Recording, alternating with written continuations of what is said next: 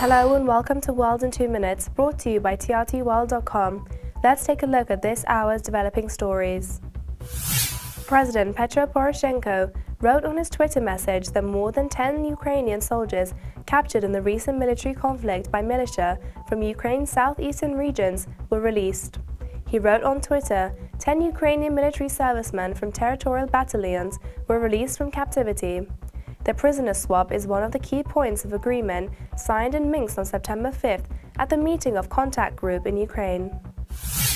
The president of the Russian Institute for the Middle East Studies, Yevgeny Satanovsky, told that the ISIS group may spread to Afghanistan and then move into Central Asia.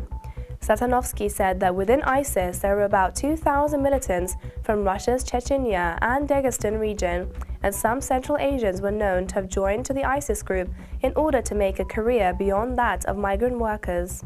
He also stated that Kyrgyzstan and Turkmenistan were the most vulnerable countries to militant insurgency in the region.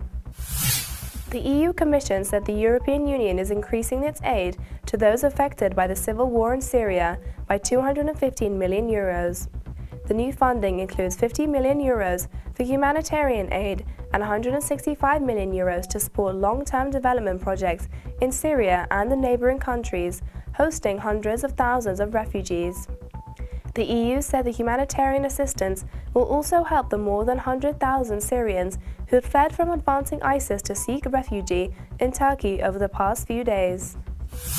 The French government has said Air France has dropped plans to expand its Translavia low-cost airline following a week-long strike by its pilots.